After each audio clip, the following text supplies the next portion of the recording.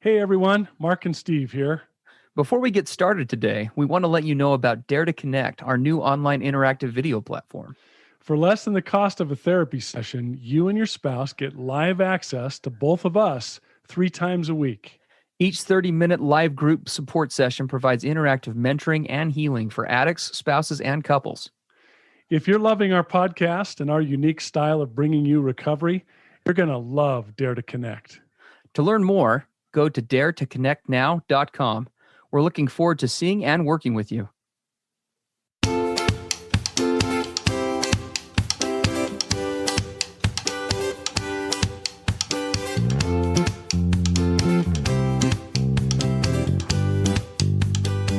Hey everybody, I'm Steve Moore.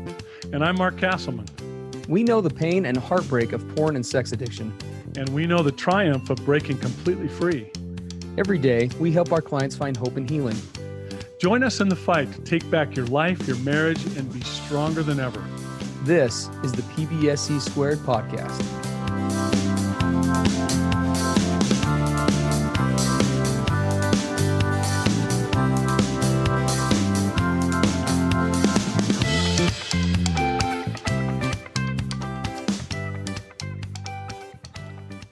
Hey, everybody, Mark and Steve on the PBSE podcast. We had a listener send in a question. I'm going to read that question. It's a fairly lengthy, not too bad, but we're going to set the stage for this, and then we are going to address it head on. Here's her question. Can sex be used as an intimacy substitute? My husband wants lots of sex and cuddling, but then either avoids or only goes, quote, into the shallow end, close quote, regarding the other areas of relational intimacy. I wonder if he's been using sex to try to fill an emotional hole that's been there since before I came along. To, quote, feel intimacy in a fun way, easy way that doesn't involve the risks that come from the other crucial areas of relational intimacy. He says he wants intimacy, but I think he doesn't understand what intimacy truly is. He says he wants intimacy and that he wants lots of sex because he's a sexual person. Physical touch is his primary love language, by the way. It seems like having sex is the, quote, easy way for him to experience closeness and feel intimacy without actually having to engage in true, deep intimacy. He also avoids conflict and confrontation. He hasn't wanted to talk about his past. When things get tough or too deep, he shuts down and retreats. I don't want him to believe this is what intimacy is. I can't remember. She had actually sent us a second email. I can't remember what I wrote in my original email, but just to clarify, I believe he truly wants intimacy, but he fears it at the same time. Personally, I think he believes lots of affection and sex is the core foundation of intimacy and will fill that bucket for him. But I also think he subconsciously relies on sex and affection to fill that bucket because that's less risky and it's an easy, quick way to, quote, feel intimacy. Plus that I think it's been a coping mechanism because he was promiscuous in teen and adult years before marriage. I think he used sex to cope or fill the hole of rejection and abandonment from an abusive home, to feel validated, accepted, wanted, connected to someone. I'm no expert, though. Wow. Gosh, lots of thoughts there. That's a lot, right? You know, these questions are always great. We'll just throw out the quick disclaimer. Anytime we wade into one of these, I mean, we know so little, right, about the situation or the people involved. But I mean, from what I'm hearing from this spouse describing, you know, what's going on with her husband, I think that there's a very real possibility and real validity to at least the potential of what she's saying. You know, we obviously talk about sexual compulsion, sex addiction, porn addiction, obviously a lot on this podcast. And does something like this rise to the level of an addiction? Who knows, right? We know so little about the circumstances, but in terms of the linking, you know, the brain's linking, escape and coping is what I'm hearing in the email, right? With sexual activity, that definitely would be not unheard of and is a, you know, a very likely potential cause. When I work with clients, we talked about this some time ago on the podcast previously. You know, it's not uncommon for those who either were subjected to I guess we could call it proactive or active trauma, or those who were subjected to passive trauma, right? Neglect as opposed to direct abuse. We all learn in early childhood and when in our forming years ways to cope with difficult circumstances.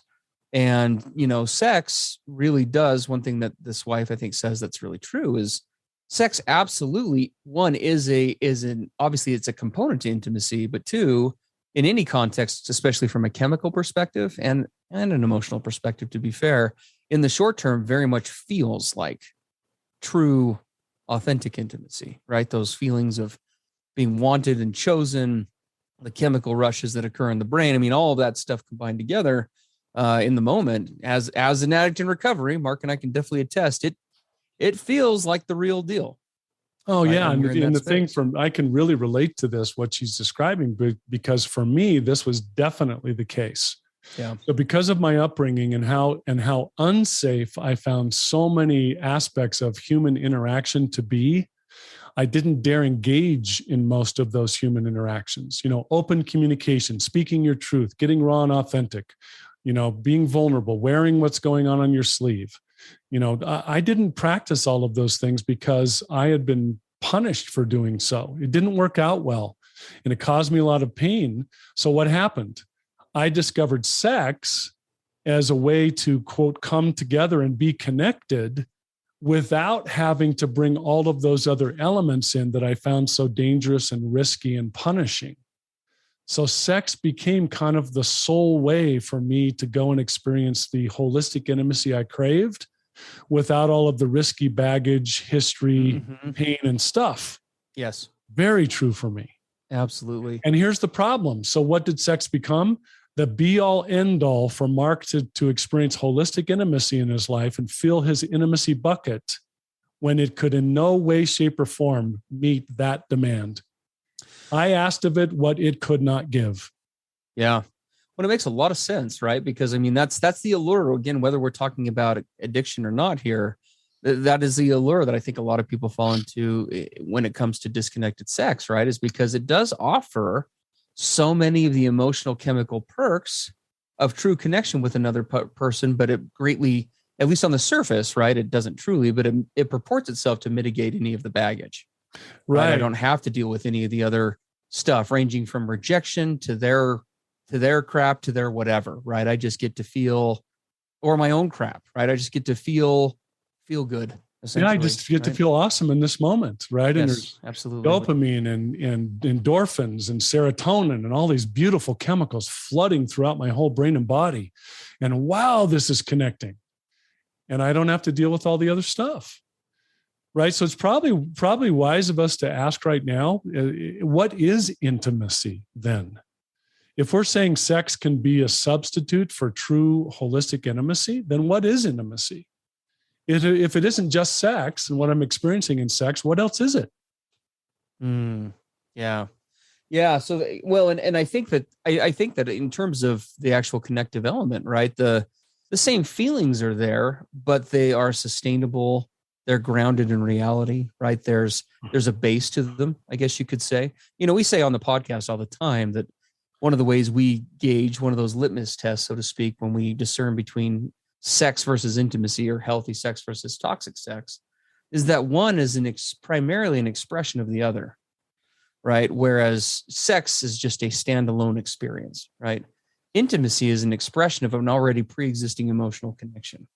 Right. There is growth and development and deepening that's going on there too, of course, but it's essentially the capstone to laying the building blocks of the other areas of a relationship, right? So actual intimacy happens in a contextual balance with all the other areas of a connected relationship, right? It's one cog among many that form the closeness and the connection between two people. Whereas just sex is simply just, sexual activity followed by a climax or orgasm of some sort. Yeah, it's a very narrowed standalone event. Correct. Whereas true intimacy in the relationship is the collective. It's all the things that we've been trying to do together, right? The good, the bad, the ugly, the sacrifice, the arguments, the fights, the coming together, the understanding each other, the being vulnerable, right? It's all the things that we're doing. And then we bring all of that with us into the sexual setting, and sex becomes a culmination, a celebration, a wonderful part of the intimacy puzzle that we can truly enjoy and be close with because we've been doing all the other stuff. Yes. When I was in a place of seeking of sexual compulsiveness, right, as an addict, sex was a goal. It was a target, right? It was an objective to be met. As I shifted and learned about real intimacy, this is probably the best way to describe this that I know how. As I shifted into true, real intimacy with another person, the sexual component with my wife, specifically, the sexual component became a natural outgrowth or a natural kind of just progression of the relationship, right? As opposed to something that I was targeting or looking to achieve, right? Well, and why in our addiction did we look to, quote, achieve sex, right, as a thing to be conquered or get to or achieve or whatever? It's because I had to have it. Yes. I had to get to the sexual setting in order to know that I was loved and that I was desired and adored. I looked to it to give me all the things I wasn't getting from all the other places because of all my dysfunction and my fear and my abuse and the risk of it all. And, right, escaping, avoiding, retreating, going stoic. And then sex became the place to go get all of that bucket of holes filled. And that's why it became such a focus, I got to have this. So, right, we're going to have sex on Tuesday, and she better be ready. We better go have that, because if we don't, I'm toast. Well, and that's where the situation becomes, it's totally primed, right, for addiction to develop, right? We're talking about the ultimate breeding ground for addiction, because again, those feelings, even though they, in many ways, you could argue that they're real in the sense that in the moment they're real, they're also not real in the sense that so much of it is strictly just chemically driven, right? Again, this isn't an expression, it's an experience. And as we say all the time, it's the brain's attempt to try to take something from that experience that it simply can't, right? It's looking for sustainable connection through an isolated experience, but connection simply does not happen in a vacuum that way. And that's where the compulsive nature comes about, because what do we need again in an hour or a day or 2 days or whatever it is? Another sexual experience to kind of reconfirm and feel all these things again. When the reality is that a sustainable relationship, right? You don't have that dynamic going. Right. And this PBSE listener, she says that her partner's coming at it from that. He's got to have sex all the time. Yes. Got to be on a regular basis, or he doesn't feel connected or because it doesn't last, right? He's picked up somewhere along the way that sex is the way through which I connect. Right. Yes.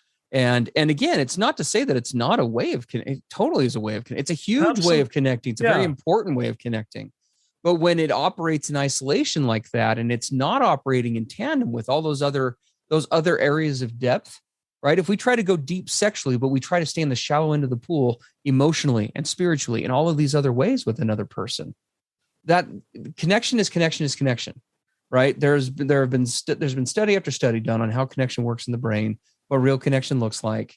And there simply is, Mark and I, again, can attest to this as two guys in recovery. We have tried. There is not enough sex in the world. There simply is not, I chuckle just because this is so true. There is not enough sex in the world to ever compensate for true connection in a relationship. There's just not. No. We both did it. We both tried it. We're not saying that from theory. We tested it. That's what we tried to do for years. Yeah, for sure. Simply does not work. Yeah. So the thing we finish up with here today is, two things. How can we begin moving sex into the place of true intimacy? How do you begin to move your sexual relationship into that holistic intimacy, position? Yeah. And the other part of that is, how can we recognize the intimacy issues that we're avoiding through sex and start addressing those head on? Yeah. That's a great question. I think one of the things that I would say, and I say this with a grain of salt, because again, we know very little about this overall situation, and then we've done prior podcasts on sex fasts. So I'd recommend you go back and listen to some of that. Yes. But this might be something you may want to consider implementing in the relationship. One of the benefits of a sex fast in the short term is that when we take sex off the table, not in a punitive way, but in a healthy therapeutic way. Yeah, not a punishing way. No, it's not a punishment. We want to open up the door to more. Correct. It So forces much more. it forces the relationship to essentially sink or swim, right? We've either got to deepen it in other ways, or it's not going to survive, right? And so when Mark and I work with couples all the time, we use this practice in isolated, specific ways a lot, because it really does force the focus of the relationship into other areas that have likely been neglected because there has been such a focus on this topic. Well, and a big caution with this, if you're going to do a sex fast, if you're going to have a period of abstinence, do not step back and allow that to be the sole thing that you're doing. We're not having sex. No. Nothing else is happening, but we're not having sex. And it really should be done with a therapist, by the way. It must. You got to have some outside direction, because if you're going to have a sex fast, it needs to have a purpose, a plan. You need to be dialing up all the other areas of intimacy in your relationship while you're abstaining from sex. All the other areas of intimacy should be increasing. Correct. Right? There should be a greater emphasis on those things. Abstaining from sex is not magic all by itself. It's going to fix all these other issues just because you're not having sex. It's got to be part of a master intimacy plan. Yep. I cannot stress that enough. Otherwise, it'll just divide the two of you and could very possibly just destroy the relationship. Yeah. No, very, very true. And so please do incorporate that process. But that's one way to go. But there are other ways, right? We can obviously address something like this. I think sitting down and, this is a very simple way to begin, but that's what we do here on the podcast. You guys know these podcasts inherently are short, and simply because there's not the interactive element, we just lack the ability to reach you guys on a podcast the way that we do in something like our Dare to Connect program for addict spouses and couples. You guys probably oftentimes will hear us reference it in the podcast, and it's a program that we created about a year ago. It's up and running, doing very well, growing daily, it seems as though. And we meet with our addict spouses and couples, one with each of those groups, 3 times a week for a half hour, although of late it seems to be more like 45 minutes because we keep going over, where you're able to interact with us, ask us questions, we can respond to you. We guide the program based on who is enrolled in it at the moment. It brings essentially some of the best benefits of therapy to the table for less than the cost of a single therapy session per month. And you're getting, 12 hours of, a lot of content from us. A lot of content from us. So anyway, we'd love to have you guys try that. There's a 2-week trial. You can check out on that at daretoconnectnow.com. But going back to this, if we gave you something really basic, right, to start with, I think sit down and if sex seems to be kind of the preoccupation right now in the relationship, then build from there. What is sex doing for each of us in this relationship right now? Let's sit down. Let's have a real discussion about that, right? When I am having sex with you, when I'm being intimate with you, what is it doing for me? What is it doing for my partner? In what ways is it building us?